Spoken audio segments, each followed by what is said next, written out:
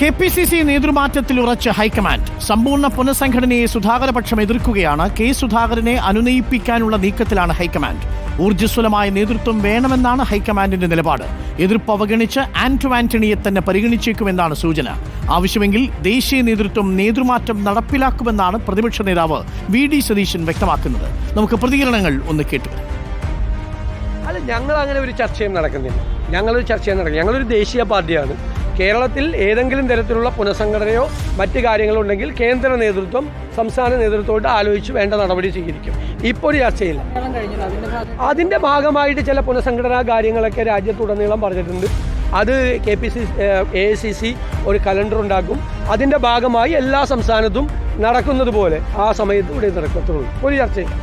പ്രവർത്തിക്കാത്തവർക്ക് അവരെ നീക്കം ചെയ്യുന്നുള്ള തീരുമാനം അത് ഇന്നത്തെ സാഹചര്യത്തിൽ വളരെ പ്രധാനപ്പെട്ടതാണ്. പാർട്ടി പദവികൾ അലങ്കാരമായി വയ്ക്കുന്നവർക്കുള്ള ശക്തമായിട്ടുള്ള താക്കീതാണ് ആ തീരുമാനം. DCCകൾക്ക് പ്രാധാന്യം കൊടുക്കാനുള്ള തീരുമാനം വളരെയധികം നല്ല തീരുമാനം. അഹമ്മദാബാദ് സമ്മേളനത്തിൻ്റെ എല്ലാ തീരുമാനങ്ങളും സ്വാഗതാർഹമാണ്. നിലമ്പൂർ ഇലക്ഷൻ പ്രഖ്യാപിച്ചാൽ ഉടൻ UDFൻ്റെ സ്ഥാനാർത്ഥി വരും. ഒരുമിച്ച് തന്നെ പാർട്ടി രംഗത്തിറങ്ങും, UDF രംഗത്തിറങ്ങും. 20,000-ൽ കുറയാത്ത വോട്ടിന് നിലമ്പൂർ സീറ്റ് UDF LDFിൽ നിന്ന് തിരിച്ചു പിടിക്കും. റോഷി പാലുണ്ട് കൂടുതൽ വിവരങ്ങളുമായി. റോഷി, KPCC പുനഃസംഘടനയെക്കുറിച്ച് നേതാക്കൾ നൽകുന്ന സൂചന എന്താണ്?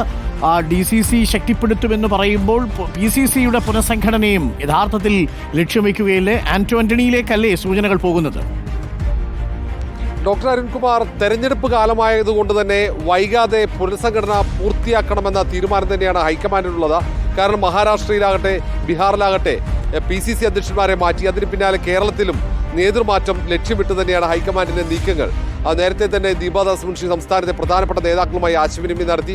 ഊർജ്ജസ്വലമായ ഒരു നേതൃത്വം സംസ്ഥാനത്ത് അനിവാര്യമാണെന്ന വിലയിരുത്തലിലേക്ക് കോൺഗ്രസ് ഹൈക്കമാൻഡ് എത്തുകയും ചെയ്തു. ദീപാദാസ് മുൻഷിയുടെ റിപ്പോർട്ട് അതിൽ നിർണായകമായിട്ടുണ്ട്. അങ്ങനെയാണ് ആന്റണിയെ KPCC അധ്യക്ഷനായി നിയമിക്കാനുള്ള ആലോചനയിലേക്ക് നേതൃത്വം എത്തുകയും ചെയ്തത്. പക്ഷേ PCC അധ്യക്ഷനായ കെ സുധാകരന്റെ അനുയായികളും ശക്തമായ എതിർപ്പുമായി രംഗത്തുണ്ട്.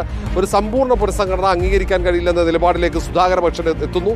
കെ സുധാകരനെ നിലനിർത്തിയുള്ള പുനഃസംഘടന മാത്രം മതി എന്നാണ് അവരുടെ നിലപാട്. പക്ഷേ അത് പറ്റില്ല എന്ന് ഹൈക്കമാൻഡും സംസ്ഥാനത്ത് തന്നെ ഭൂരിഭാഗം നേതാക്കളും കൂടുതൽ ഊർജ്ജസ്വലമായ ഒരു നേതൃത്വം KPCCക്ക് ആവശ്യമാണെന്ന നിലപാടിലേക്കും വിലയിരുത്തലിലേക്കും എത്തുന്നുണ്ട്. കാരണം തദ്ദേശ തെരഞ്ഞെടുപ്പ് പ്രധാനപ്പെട്ടതാണ്. തൊട്ടു പിന്നാലെ വരുന്ന നിയമസഭാ തെരഞ്ഞെടുപ്പിന് അതിനേക്കാൾ പ്രാധാന്യമുണ്ട്. തെരഞ്ഞെടുപ്പുകൾക്ക് വലിയ മുന്നേറ്റം ഉണ്ടാക്കാൻ കഴിഞ്ഞില്ലെങ്കിൽ പിന്നീട് അങ്ങോട്ട് വലിയ തിരിച്ചടിയുടെ കാലമായിരിക്കും കാത്തിരിക്കുന്നത് എന്ന ഒരു ആശങ്ക കോൺഗ്രസ് നേതൃത്വത്തിലുണ്ട്. പ്രത്യേകിച്ച് കഴിഞ്ഞ നിയമസഭാ തെരഞ്ഞെടുപ്പിലുണ്ടായ തിരിച്ചടി, അതിനു മുമ്പുള്ള തദ്ദേശ തെരഞ്ഞെടുപ്പിലുണ്ടായ തിരിച്ചടിയൊക്കെ മുന്നിലൊരു പാഠമാണ് കോൺഗ്രസ് നേതൃത്വത്തിന്. അതുകൊണ്ട് തന്നെയാണ് വളരെ കൃത്യമായ ആലോചനയോടെ കോൺഗ്രസ് മുന്നോട്ട് പോകുന്നത്. സംസ്ഥാനത്ത് തന്നെ ചരിത്രത്തിൽ ഇതുവരെ ഇല്ലാത്തതുപോലെ AICCയുടെ പ്രതിനിധികൾ ക്യാമ്പ് ചെയ്യുന്നുണ്ട്. അത് തദ്ദേശ നിയമസഭാ തെരഞ്ഞെടുപ്പുകൾ ലക്ഷ്യമിട്ടാണ്. വിഷൻ 25 പ്രവർത്തന പദ്ധതികളുമായി മുന്നോട്ട് പോകുന്ന വിവരങ്ങൾ നൽകുന്നത്. ചുരുക്കത്തിൽ PCC അധ്യക്ഷന്റെ കാര്യത്തിലും തീരുമാനമുണ്ടാവും കേരളത്തിൽ. ആന്റണിയിലേക്കാണ് സൂചനകൾ പോകുന്നത് ഈ നിമിഷം. എന്നാൽ ഇക്കാര്യം തുറന്നു പറയാൻ നേതാക്കൾ ഇപ്പോൾ തയ്യാറാകുന്നില്ല.